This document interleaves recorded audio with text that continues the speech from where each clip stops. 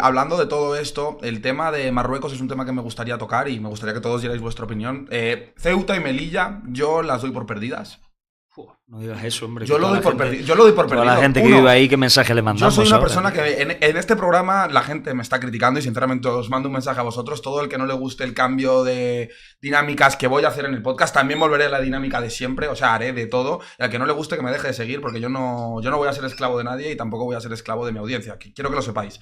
Vale, pero hablando de esto, ¿vale? Yo sí que doy Ceuta y Melilla por perdida y tomando un poco la retórica que yo siempre tengo en este programa es que la debilidad nunca ha sido valorada. La debilidad hace que tengas más propensión a sufrir agresión y España es un país extremadamente débil. España como Estado, como Estado-nación es muy débil y ahora mismo se están aprovechando de esa debilidad y genuinamente siento que están yendo a por Ceuta y a por Melilla y ojito que creo que también están cercando Canarias. ¿Qué respuesta se puede dar como español ante una agresión geopolítica del país vecino?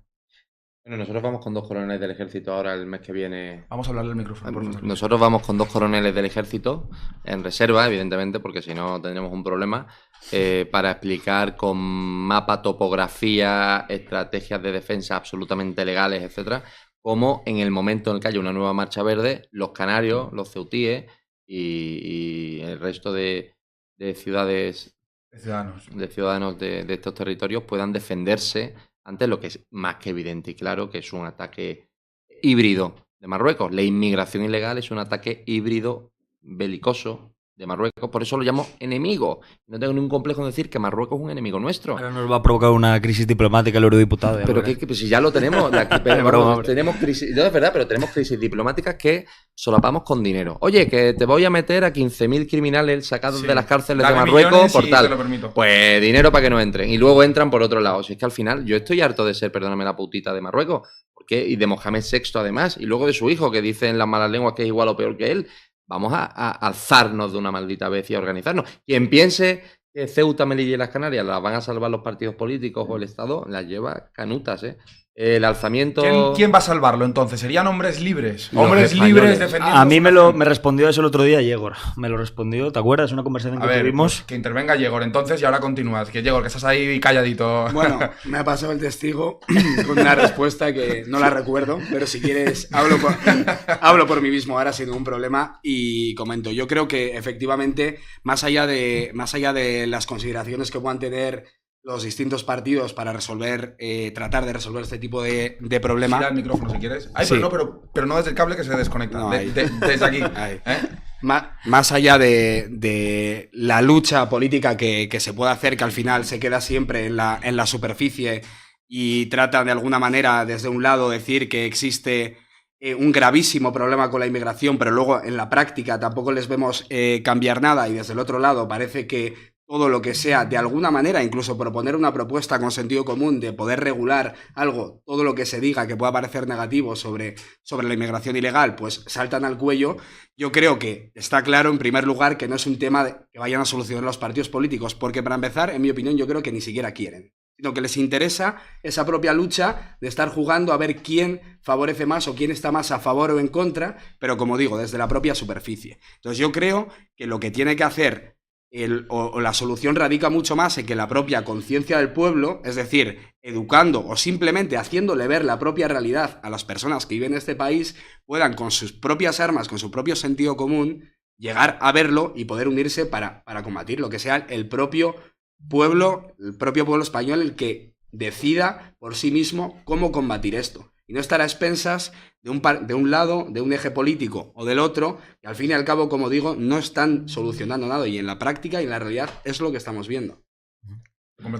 Yo por esto, o sea, sobre esto sí que quiero decir que evidentemente estoy un tanto de acuerdo con Alvis en que las guerras ahora no se fomentan o no se impulsan siempre y exclusivamente desde el punto de una contienda armada, sino todo lo contrario. O hay nuevas fórmulas, ¿no?, para impulsar una guerra, para crear una guerra, y yo creo que la guerra que estamos viviendo con Marruecos es híbrida. De hecho, tú decías que las vamos a perder. Hombre, una parte ya las hemos perdido, porque en el momento en el que tú impulsas una invasión inmigratoria descontrolada, lo que haces fundamentalmente no es traer a miles de personas que no comparten tu cultura, que no comparten tus valores, que no comparten tu forma de entender el mundo y de vivir, Y en ese momento estamos perdiendo. Desde luego yo creo que incluso la población inmigrante a lo mejor llega a un punto, y ya lo está haciendo, en el que en pequeñas ciudades en pequeñas islas de Canarias o en pequeñas zonas de Ceuta y Melilla ya sobrepasan algunos barrios a la población nacional. Pero yo la verdad es que sí que estoy muy cansado, Jota, y te lo digo en serio, de escuchar propuestas de partidos políticos que dicen que hay que controlar la inmigración terrestre, pero no la marítima. Otros que dicen que hay que sacar a la Armada. Entonces sí que me gustaría aprovechar para preguntar, aquí que tenemos al vice, realmente a él qué se le ocurre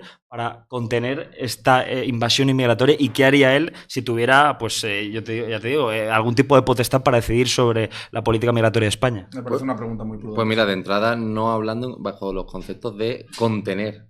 En Ceuta y en Melilla, antiguamente había una valla de 40 centímetros y un guardia civil con una cerveza en una mano y un fusil en otra.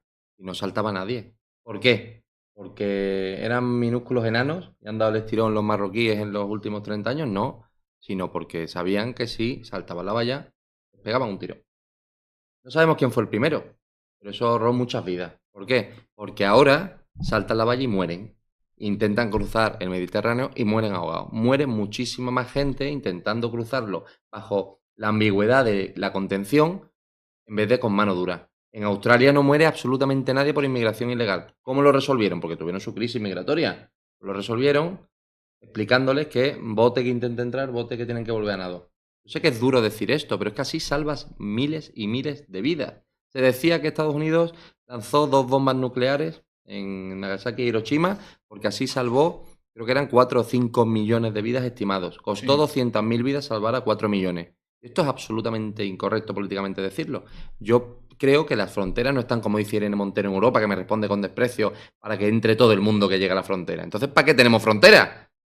Yo creo que las fronteras están para defenderlas. Si alguien intenta entrar en tu casa ahora mismo con un pincho en la mano, ¿y qué vas a hacer? Bueno, ya que ha llegado hasta aquí, hasta tu casa, Jota, ábrele e invitar una caña.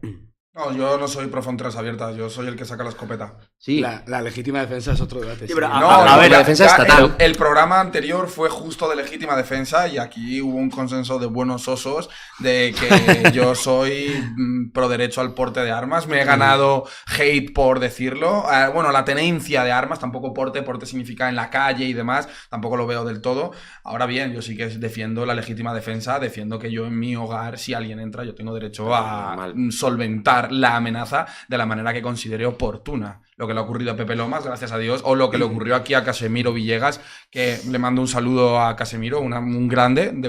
¿Conoces su caso? No conozco. Pues vació un policía local de Sevilla, le vació un cargador a tres asaltantes en su casa, un espectáculo la que montó, y lleva en litigios legales horribles desde hace muchísimo tiempo. Por defenderse. Por defenderse. Eso porque es la ley básicamente dice... por la propia regulación de la legítima defensa. Básicamente, el primer requisito del que se habla es que se haya sufrido una agresión ilegítima. Yo no hablo de lo que me parezca bien o mal, sino de lo que establece el Código Penal. Y dentro de esa agresión ilegítima, lo que dice la jurisprudencia de ese mismo requisito es que esa agresión tiene que ser proporcional, actual. Es decir, que tú te tienes que defender en el momento en el que estás siendo agredido. Por lo cual, si se determina, base a unos hechos probados dentro de un juicio oral, que tú agredes o tú te defiendes, mejor dicho, de esa persona, una vez, por ejemplo, esa persona ya está huyendo, ese primer requisito es imprescindible para que el resto de requisitos puedan cumplir. Es decir, si no se prueba la agresión ilegítima, no se puede invocar legítima defensa. Si esa agresión se considera, por ejemplo, que no es actual, cae esa eximente. No se puede invocar. Entonces, en ese caso concreto, que yo me acuerdo, lo que pasó es, lo que se está determinando es que esa persona se dice que se defendió una vez y ya se estaba yendo. Esto es un debate muy polémico porque hay diferentes posturas. Están quienes están a favor de la propia regulación actual y quienes dicen que no solo ese requisito, sino el de la necesidad racional del medio empleado le parece un tanto confuso porque al final acaba siendo casi una especie de proporcionalidad. Es decir, se ponía el típico ejemplo en clases de derecho penal. Tú estás en tu casa y te viene una persona con un bate de béisbol. ¿Tengo que yo esperar a ver exactamente qué arma tenga para así, mientras estoy sufriendo una agresión, ir a por un arma en el que luego no se me vaya a decir que ese medio no ha sido racionalmente empleado? ¿O puedo de alguna manera instintivamente sentirme con miedo y coger ese arma que tengo a mano. Sí. Yo, para terminar esta parte, conozco una absolución que sí se dio, es una sentencia de los 80, que básicamente, aquí sí se probó la legítima defensa. Había una persona limpiando los platos de su casa y le venía por detrás, precisamente con un bate. Una persona a agredir. Una persona que venía fuera de su casa y se había colado por la puerta. ¿Qué tenía a mano? Lo primero. Un plato. Tenía el cuchillo. Estaba fregando. Se giró instintivamente, lo clavó y se pudo invocar la legítima defensa. Pero dice la jurisprudencia que hay que ir caso por caso y si llega a ser, en lugar de tenerlo a mano, esperar, escabullirte, ir por un cuchillo, volver y clavárselo, ahí no te compraría la necesidad racional del medio empleado y como mínimo estaría como una eximente incompleta, es decir, te podrías comer un homicidio. Pero es que ese es el problema, que se intenta aplicar racionalidad, ¿vale? Se intenta aplicar racionalidad a un estado mental de puro instinto y supervivencia. Ahí la razón se va. Ahí no existe nada más que sobrevivir. Del medio, ¿eh? Sí, pero es que no, pero aún así, es que a Casimiro le achacaban lo mismo, que disparaste 11 tiros. Bueno, y a Pepe Lomas de que estaba huyendo, etcétera. Digo, bueno, es que aunque esté huyendo, es que tú tienes un nivel de adrenalina tan brutal que puedes ver al hombre de espalda e intentar, pero si le sigues viendo como una amenaza, porque estamos diciendo, no, porque si huye tiene puente de plata. No, perdona. Este hombre atenta contra tu vida, tú no sabes si está huyendo de verdad o si se va a girar a coger algo y a matarte. Da igual que esté huyendo o no, es una amenaza contra tu vida, ha entrado en tu casa, pues correspóndele, etcétera. Si no, vamos a hacer como el chiste, no sé si conoces el chiste de... No, cuéntalo, venga, vamos a poner en la mesa. Pues estos son un grupo de skinhead, neonazis, que están pegándole una paliza brutal en Gran Vía a una anciana de 95 años y la anciana está intentando protegerse de los golpes de 5 neonazis. La anciana ve a un joven y dice, joven, por favor, ayúdame. Y el joven le dice, señora, lo siento, pero yo no sé quién ha empezado. Bien, ¿qué quiero decir con este chiste? Que al final los prejuicios sirven para algo. Y saber más, o sea, tú ves una evidencia, etcétera, pues tú acordar la evidencia. El chiste va a ser sobre eso. O vamos a hacer, no, es que como no sabemos quién ha empezado, o no, como no sabemos si realmente es proporcional la agresión o no, es que si no sabemos, no, tú entras en mi casa, yo tengo el derecho a matarte. Matarte. Sí, si atentas contra la vida de mi familia. Eso en Estados Unidos es sentido común. Sí, aquí lo dice un radical. No. Esto para mí no es de radical y los que me siguen tampoco piensan que eso sea radical. Y bueno, y si lo piensan que yo también soy un radical. El asunto es el siguiente, que creo que no hay mayor agresión que invadir la propiedad privada de alguien. Eso ya debería de ser motivo suficiente para que te caigan las consecuencias físicas que sean necesarias. Si tú entras o sea, que hay más seguro, que hay más sagrado que la vivienda, donde vives. Es que, Jota, el problema está precisamente en el segundo requisito, porque la agresión ilegítima ya se considera una vez entra en la morada. La morada y sus dependencias, si entran, ya se considera. El problema está en lo que he comentado de la racionalidad del medio. Por eso es una ley de mierda. Ahí está el problema. Si es que las leyes, o sea, yo a los abogados siempre digo lo mismo, yo no hablo de cómo son las leyes, yo hablo de cómo deberían de ser las leyes. Es que es un error garrafal. Yo sé que los juristas siempre jugáis con cómo son, porque el otro día vino aquí un abogado que es Mitchell, que es un grande, Miguel Ángel, y él también estaba como, no, es que esto es así. Yo, vale, perfecto, pero yo no estoy hablando de cómo es, yo estoy hablando de que no debería. Por supuesto, eso es más ser positivista. Yo para nada estoy diciendo que debería. No, sí lo sé, lo sé, me consta. Se explica, se dice para que se pueda entender por qué está sucediendo, por qué se están dando determinadas condenas o absoluciones, y a partir de ahí se propone un cambio. Mucho más ligado a la filosofía del derecho, a la filosofía política, con el movimiento. Es decir, una realidad que yo niego, quiero cambiarla. Y a partir de ahí, pues se construyen las leyes así, adaptadas a la conciencia social de cada momento y a lo que la ciudadanía considere oportuno. Que el problema no es solamente sobre el tema de la vivienda y la propiedad privada, el tema de corrupción